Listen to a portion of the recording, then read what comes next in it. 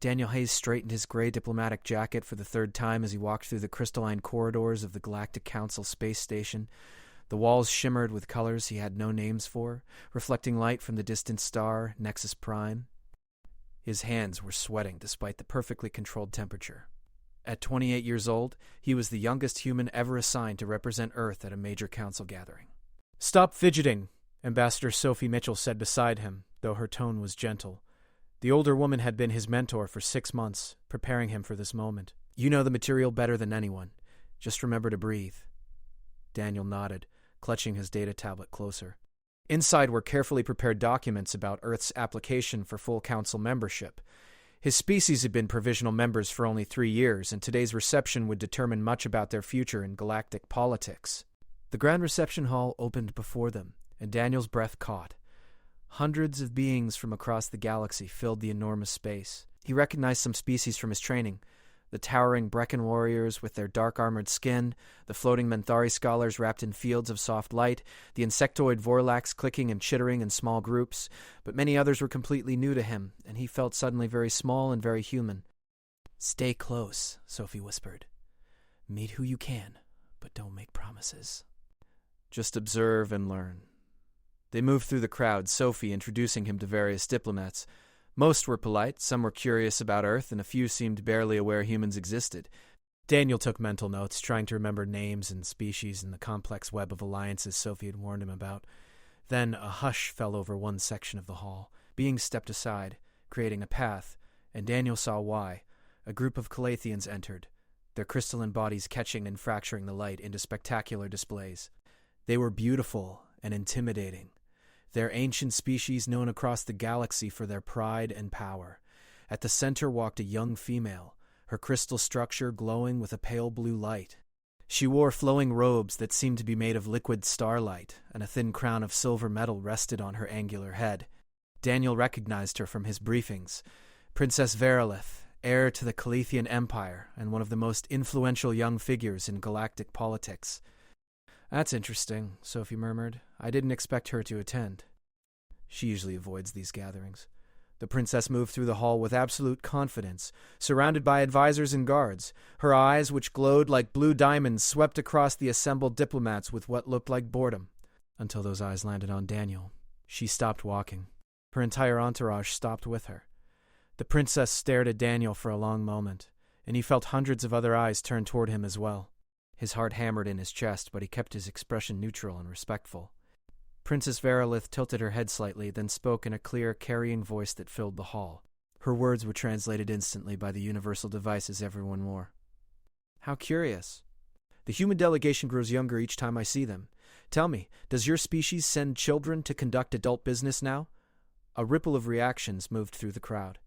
Some species made sounds that might have been laughter. Others looked uncomfortable. Sophie's hand tightened on Daniel's arm, a warning to stay calm. Daniel said nothing, simply meeting the princess's gaze with steady respect.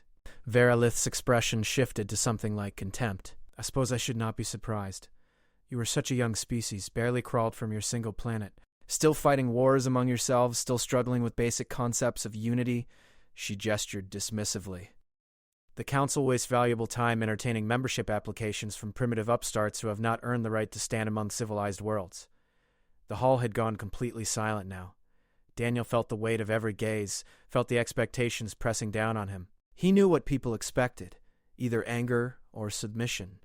Either he would defend Earth and his species with passionate argument, or he would bow and apologize and make humans look weak. An elderly Calathian beside the princess, his crystal structure dark with age, leaned close and whispered something. "Chancellor Zenthor," Daniel remembered. But the princess waved him away. "Look at him," Verilith continued, her voice sharp as broken glass. "He does not even have the courage to respond. This is what Earth sends to represent them? A boy who cannot find his own voice?" She laughed, and the sound was like wind chimes in a storm. "Perhaps your species should spend another few centuries learning basic communication before requesting a seat at the adult table." Daniel felt Sophie tense beside him, ready to defend him, to protect Earth's interests, but he placed a gentle hand on her arm, stopping her. His mind was racing, calculating, considering every possible response and its consequences. Anger would prove the princess right, would show humans as emotional and unstable. Argument would give her a platform to continue her insults, would create a scene that would follow him throughout his career. Pleading would make Earth look desperate and weak. So Daniel did something that no one in the hall expected. He took one slow breath, making sure his face showed nothing but calm respect. He looked directly at Princess Verelith, holding her glowing gaze for exactly 3 seconds, long enough to show he was not afraid, not long enough to challenge. Then he gave a small, precise bow, not subservient, but acknowledging her royal status. Finally, he turned smoothly on his heel and walked away. He did not hurry. He did not look back. He simply walked with quiet dignity toward the exit, his footsteps the only sound in the vast silent hall. Sophie followed him after a moment, her own face carefully neutral. Daniel could feel hundreds of eyes tracking his movement, could sense the confusion and surprise radiating from the assembled diplomats, but he kept walking, keeping his breathing steady until they passed through the doorway and into the corridor beyond. Only then did his hands start shaking. Only then did he lean against the wall and close his eyes. "That was either brilliant or career-ending," Sophie said quietly. "I honestly cannot tell which." Daniel opened his eyes and looked back toward the reception hall. Through the doorway, he could see Princess Verelith still standing where he had left her. Her expression was no longer contemptuous. She looked confused, perhaps even troubled, staring at the space where he had been. "Neither," Daniel said softly. "It was just the only honest thing I could do." Behind them, the murmur of conversation slowly resumed in the hall, but Daniel knew that everything had changed. His silence would echo louder than any words he could have spoken. The story of Daniel's silent walk spread through the space station like ripples in water. By the next morning, everyone seemed to know what had happened in the reception hall. Daniel sat in the small human quarters, reviewing reports on his data tablet, trying to focus on work while the galaxy apparently discussed his behavior. Sophie entered carrying 2 cups of coffee, a precious commodity they had brought from Earth. "You need to see the morning brief," she said, settling into the chair across from him. "The reactions are all over the place." Daniel accepted the coffee gratefully. Good or bad? Both. Neither. Complicated. Sophie pulled up her own tablet. The Brecken ambassador sent a formal message of respect. Apparently their warrior culture values self-control in the face of provocation. They see what you did as a sign of strength. That's good, right? It gets stranger. The Mentari scholars have requested a meeting with you.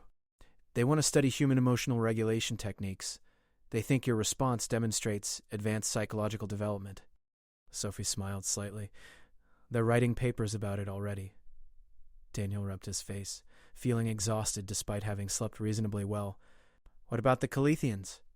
Silence. Complete silence from their delegation. No protest, no complaints, no official statement. Sophie's expression turned thoughtful. That might actually be the most interesting response of all. I expected them to demand an apology for disrespect or lodge some kind of formal grievance. Over the next 2 days, Daniel tried to return to normal work, but normal had shifted somehow.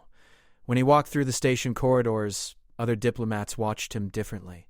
Some nodded with respect, others whispered as he passed. A few avoided him entirely, perhaps unsure how to react. The Vorlax trade minister stopped him in a hallway on the second day. The insectoid's translator device clicked and hummed before producing words. Young human, your silence spoke wisdom. My people value those who think before speaking. We would welcome deeper trade discussions with Earth.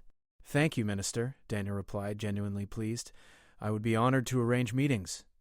But not all reactions were positive. A diplomat from the Soren Collective, a species known for verbose negotiation, seemed offended. Communication is the foundation of diplomacy, he told Daniel coldly. Silence is merely absence. Daniel simply nodded politely, which seemed to frustrate the Soren even more. On the third day, Daniel sat in the station's vast observation lounge, watching ships come and go from the docking ports. The view of Nexus Prime below was breathtaking, the planet's 3 moons creating complex patterns of light and shadow on the surface. He came here when he needed to think, to remind himself why this work mattered. May I join you? Daniel looked up to find Chancellor Zenthor standing nearby, the elderly Calathian's dark crystal structure gleaming in the starlight. He was alone, without the usual guards and assistants that surrounded Calathian officials. Of course, Chancellor, Daniel said, gesturing to the seat beside him. The old Calathian settled carefully into the chair, his ancient joints creaking slightly. For a long moment, they both simply watched the view. Finally, Zenthor spoke. The princess has been troubled since the reception. Daniel said nothing, waiting. She expected anger from you. Calithians respect strength, and she thought you would demonstrate either fury or weakness. Your silence was neither. The Chancellor's glowing eyes studied Daniel carefully. She has spent the last 3 days researching your species, reading human history, human philosophy, human art. I have not seen her so focused in years. I meant no disrespect, Daniel said quietly. I know. That is what troubles her most, I think. Zenthor made a sound like crystals chiming together, which Daniel's translator interpreted as a sigh. My people are old, young human. Very old. We have seen species rise and fall, have watched civilizations bloom and die. That history makes us proud, but sometimes pride becomes a cage. Before Daniel could respond, Sophie's voice came through his communication device. Daniel, you need to get to conference room 7 immediately. We have a situation. Daniel and the Chancellor both stood. I hope our conversation can continue another time, Daniel said. As do I, Zenthor replied, and there was something like approval in his crystalline features. Conference room 7 was filled with agitated diplomats when Daniel arrived. Sophie pulled him aside quickly, speaking in rapid, low tones. Trade dispute. The Vorlax and the Threnny have been negotiating a shipping contract for months, and talks just collapsed completely. Both sides are threatening to pull out of other agreements, which could destabilize half a dozen trade routes. What does this have to do with us? The mediator they hired came down with Rigelian fever and is in quarantine for at least 2 weeks. They need a replacement immediately or the whole deal falls apart. Sophie paused, her expression odd. Both sides asked for you. Daniel blinked. What? Why? The Vorlax remember your self-control. The Threnny apparently heard about it and think someone who can stay calm under public insult can handle their negotiations. Sophie gripped his arm. Daniel, this is huge. If you succeed, it proves Earth can contribute meaningfully to galactic affairs. If you fail, everyone will say humans are not ready, Daniel finished. He took a deep breath, feeling the familiar weight of responsibility settle on his shoulders. But this time, it felt less crushing. More like purpose. I'll do it. The negotiations would begin the following morning, giving Daniel 1 evening to prepare. He spent hours reviewing the dispute details, learning about Vorlax and Threnny cultures, studying their competing interests and needs. Sophie helped, pointing out potential compromise points and warning him about cultural sensitivities. Late that night, as Daniel finally returned to his quarters, he noticed a figure standing in the shadows near his door. His hand moved instinctively to his communication device, ready to call security when the figure stepped into the light. Princess Verilith stood alone, without guards or attendants, her blue crystalline form glowing softly in the corridor's dim lighting. She looked uncertain, an expression Daniel would never have expected to see on her proud face. Ambassador Hayes, she said formally, though her voice was quieter than it had been in the reception hall. I wanted to speak with you. Daniel waited, using the same patient silence that had started all of this. The princess's glow flickered, betraying some internal struggle. I have been watching the recordings of your mediation preparation. The station's educational archives make them available to all diplomats. She paused, seeming to search for words. You approach problems differently than I expected. Than I was taught to expect from younger species. Every species has something to teach, Daniel said simply. Verilith's eyes fixed on him with sudden intensity. Tomorrow, when you mediate the dispute, may I observe? I told my advisors it is for educational purposes, to learn council procedures. But truthfully, she stopped, struggling with something. I want to understand how you think. Daniel considered carefully. Having Calathian royalty watching would add pressure, but refusing might insult her genuine attempt at connection. You would be welcome, princess. She nodded once, then turned to leave. But she paused at the corridor's corner, looking back. Your silence that day. It gave me nothing to fight against, only questions to ask myself. That was strategic. Then she was gone, leaving Daniel alone with the sudden realization that everything was about to become much more complicated. The mediation chamber was designed to put everyone at ease, but Daniel could feel the tension the moment he entered. The circular room had 3 distinct sections, each adapted to different environmental needs. The Vorlax delegation occupied the warm, dry section on the left, their insectoid bodies clicking and shifting with agitation. The Threnny sat in their water-filled section on the right, their translucent aquatic forms rippling with what Daniel's cultural training told him was frustration. Daniel took his seat in the neutral center section, designed for species like humans who needed neither extreme heat nor water. Sophie sat beside him as an observer, while a council recorder documented everything for official records. Through the transparent wall of the observation gallery above, Daniel could see Princess Verilith settling into a seat. She was alone, which surprised him. Most royalty never went anywhere without attendants. Her glowing eyes fixed on him with an intensity that made him nervous, but he pushed the feeling aside. He had work to do. "Thank you both for agreeing to continue these negotiations," Daniel began, his voice calm and measured. "I understand you have been working toward an agreement for several months. Can each of you explain what brought us to this impasse?" The Vorlax trade minister, whose name translated roughly as Keeper of Third Harvest, responded first. His translator device rendered his clicking speech into understandable words. The Threnny refused to accept reasonable insurance terms. "Our cargo ships travel through dangerous territory. We must protect our investments." "Reasonable?" The Threnny negotiator, a being named Shallow Current, made their water bubble with anger. "You demand insurance costs that would make the entire contract unprofitable for us. You might as well ask us to give you our ships for free."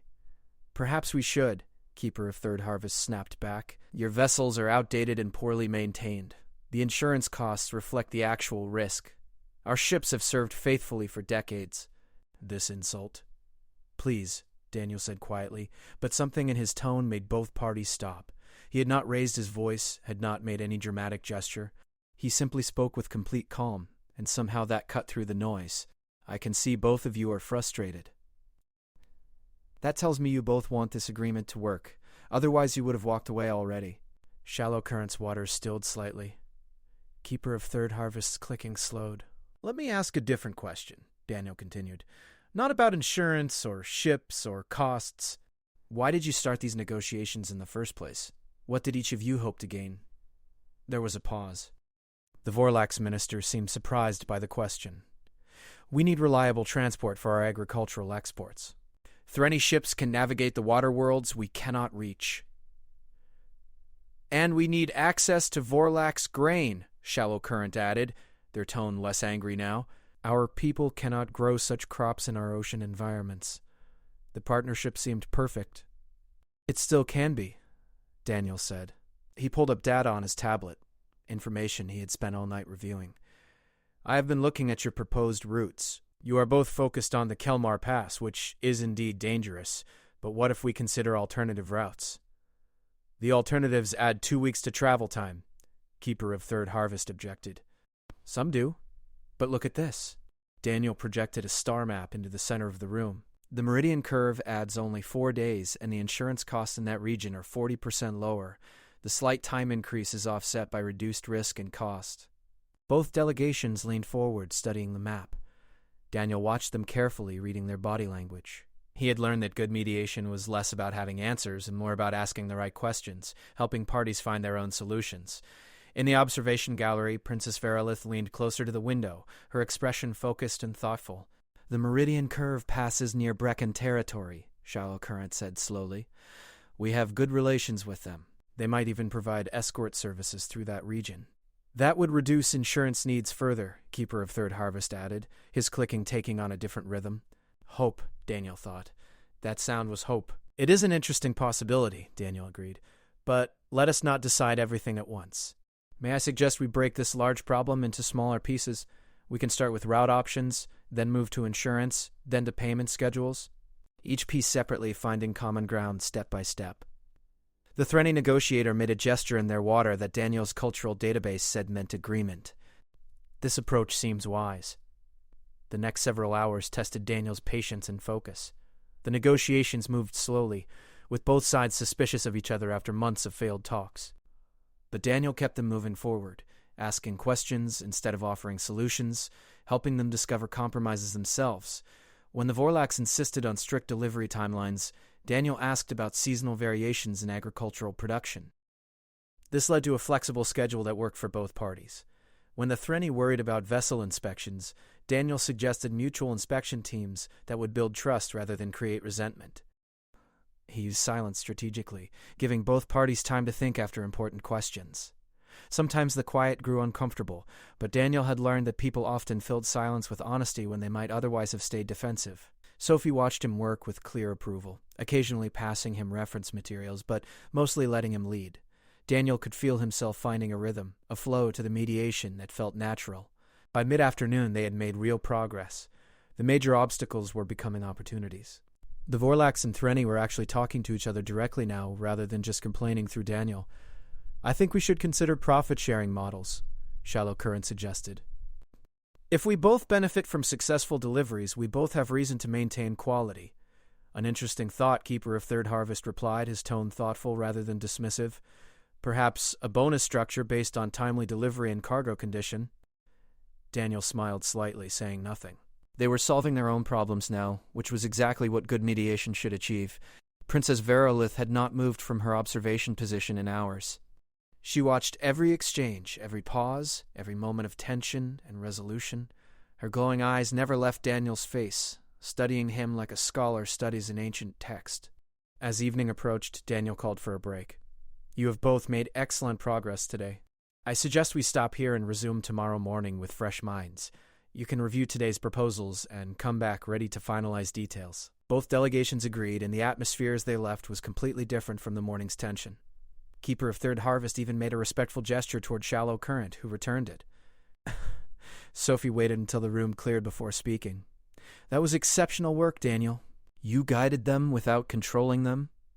You let them find their own solutions while keeping them focused." "I just asked questions," Daniel said, feeling exhausted but satisfied. "You did much more than that." Sophie gathered her materials. "You showed them respect. You showed patience. You showed that sometimes the best way to solve a problem is to stop fighting and start listening." Daniel looked up at the observation gallery. Princess Verilith still sat there motionless, watching him. Their eyes met across the distance, and something passed between them. Understanding, perhaps. Or the beginning of it. She stood slowly and left the gallery without a word, but Daniel noticed something different in her movement. The absolute confidence was still there, but mixed now with something else. Uncertainty, maybe. Or curiosity. As Daniel headed back to his quarters that evening, he felt the weight of the day settle on his shoulders. Tomorrow would bring more challenges, more negotiations, more chances to prove that Earth belonged among the galactic community. But tonight, he had shown that humans had something valuable to offer. Not superior technology or ancient wisdom, but a different perspective. A willingness to listen, to wait, to find solutions through understanding rather than force. In her own chambers across the station, Princess Verilith sat in darkness, reviewing recordings of the day's mediation. She watched Daniel's patient questions, his strategic silences, his gentle guidance, and for the first time in her young life she wondered if her people's pride had blinded them to truths that younger species might see more clearly. The council chambers buzzed with urgent activity when Daniel and Verilith arrived. Diplomats from dozens of species crowded around a central holographic display showing a remote mining colony under siege. Ships surrounded the facility, weapons active, holding the station hostage. Ambassador Mitchell spotted Daniel and waved him over quickly. "The Korvax colony sent a distress signal 20 minutes ago. Pirates have seized control and are holding over 300 workers hostage, including civilians and families." Daniel studied the display, his heart sinking. What are the pirates demanding? "That is the strange part," said Commander Brecker, the massive Brecken military liaison. "They have made no demands yet. They simply attacked, seized control, and established a defensive perimeter. Our ships cannot approach without risking the hostages." Princess Verilith moved closer to the display, her glow dimming with concern. "There are Calathian workers in that colony. 17 of them, including children." Her voice carried an edge Daniel had not heard before, something protective and fierce. The council director, an elderly Menthari named Wisdom Keeper, floated at the center of the chamber. His field of light pulsed with urgency. "We have military vessels that could reach the colony in 3 days, but 3 days is too long. The pirates could harm hostages or flee with them before we arrive. We need immediate action," insisted a Soren diplomat. "Send a strike force now." "With what ships?" Commander Brecker rumbled. "The nearest military vessels are days away. The only ships close enough are diplomatic transports, unarmed and unsuitable for combat." "Then what do you suggest?" the Soren demanded. "We simply wait and hope the pirates show mercy."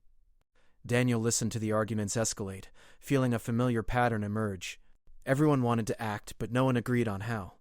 Voices rose, species argued with species, and precious time slipped away while those hostages remained in danger. "What if we try talking to them?" Daniel said quietly. The chamber fell silent. Everyone turned to look at him. "Talk to pirates?" the Soren diplomat said with disbelief. They are criminals, not diplomats. They are people, Daniel replied calmly. People with reasons for their actions, even if those reasons are wrong. We have not even tried to communicate with them yet. We do not know what they want or why they attacked. Commander Breckor's expression was skeptical. In my experience, pirates want only profit and care nothing for dialogue. Maybe, Daniel acknowledged. But what do we lose by trying? A diplomatic transport could reach the colony in 6 hours. We open communication, attempt negotiation. If they refuse to talk or if negotiations fail, we have lost only time. But if we succeed, we save lives without bloodshed. Wisdom Keeper's light brightened with interest. You would volunteer for such a mission, Ambassador Hayes? Daniel felt Sophie's hand grip his arm in warning, but he nodded. Yes, I would. This is madness, the Sorin protested. Sending an inexperienced human to negotiate with dangerous criminals. He is not as inexperienced as you think, Princess Verilith said suddenly, her voice cutting through the chamber with royal authority. I watched Ambassador Hayes mediate the Vorlax-Threnny dispute. He brought resolution to a problem that had festered for months. He understands how to find common ground, how to help people discover solutions. The chamber stirred with surprise. Calethian royalty rarely spoke in support of anyone, especially not young humans. Verilith stepped forward, her crystalline form radiating determination.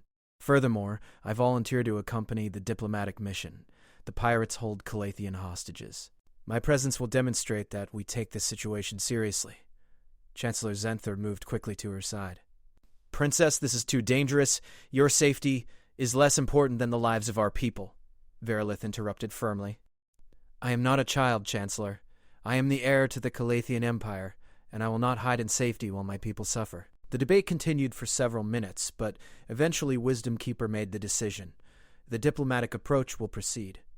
Ambassador Hayes will lead the negotiation team, accompanied by Princess Verilith and Ambassador Mitchell. They will take a small diplomatic transport and attempt communication with the pirates. If negotiations fail, or if the situation becomes too dangerous, they will withdraw immediately. 2 hours later, Daniel stood in the shuttle bay, preparing for departure. Sophie checked equipment while the pilot ran final system checks. Daniel reviewed everything he knew about the colony, the region, and hostage situations. His hands were steady, but his mind raced with possibilities and fears. Princess Verilith arrived wearing simpler robes than her usual formal attire, practical for a potentially dangerous mission. She carried herself with the same regal bearing, but Daniel noticed something different in her eyes, purpose, perhaps, or determination to prove something to herself. Are you afraid? She asked him quietly as they waited to board. Terrified, Daniel admitted. But fear is not a reason to avoid doing what is right. My advisors think I am foolish for coming. They say I am risking the succession for strangers. They are not strangers. They are your people. Verilith smiled, a genuine expression that transformed her crystalline features. Yes, they are. And I think you have been teaching me something important about leadership, Daniel Hayes. A leader does not simply give commands from safety. A leader stands with their people in danger. The flight to the Korvax colony took 6 tense hours. During that time, Daniel prepared negotiation strategies while Sophie and Verilith discussed Calethian culture and human diplomacy, finding unexpected common ground in their different approaches to governance. As they approached the colony, Daniel opened a communication channel to the pirate ships. This is Ambassador Daniel Hayes of Earth, traveling with Princess Verilith of the Calethian Empire and Ambassador Sophie Mitchell. We come unarmed to discuss the situation peacefully. Please respond. Silence. Then, static. Finally, a rough voice answered. Why should we talk to you? You are just here to stall while your military prepares to attack. There is no military coming, Daniel said honestly. The nearest combat vessels are days away. We came because 300 people are trapped in that colony, afraid for their lives. We came because talking is always better than violence. We came because every person, including you, deserves to be heard. Then the voice said, You can dock at Port 7. But any weapons, any tricks, and the hostages pay the price. Understood. We are approaching now. The shuttle docked carefully, and Daniel, Sophie, and Verilith stepped into the colony's main bay. A group of armed figures waited there, weapons ready but not immediately threatening. They wore mismatched armor and equipment, their ships cobbled together from various sources. These were not professional military pirates. They looked desperate. The leader stepped forward, removing his helmet to reveal a weathered face marked by scars and exhaustion. He was humanoid, though not human, with pale blue skin and dark eyes that held deep sadness. "I am Captain Corin," he said. "And before you judge us, you should know we are not what you think we are." Daniel met his gaze calmly. "Then tell us what you are. Help us understand." Corin gestured to his crew, and Daniel noticed for the first time how many of them looked thin and sick, how their equipment was falling apart. "We are refugees.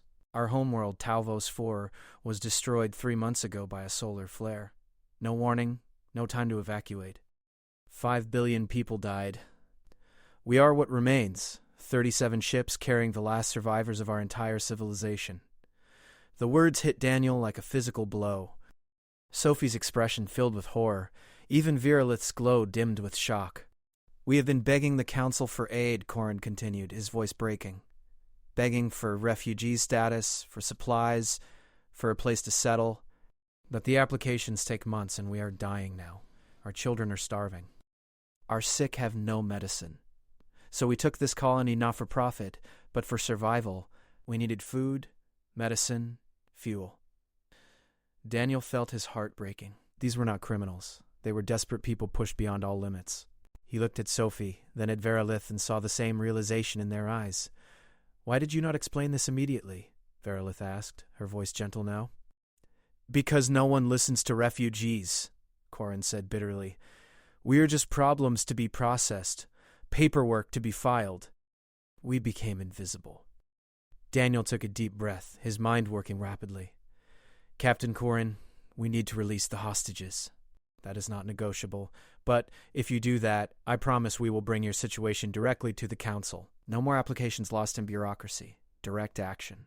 Why should I trust you? Because I am standing here unarmed when I could have stayed safe on the station. Because Princess Verolith is here, putting herself at risk for people she does not know.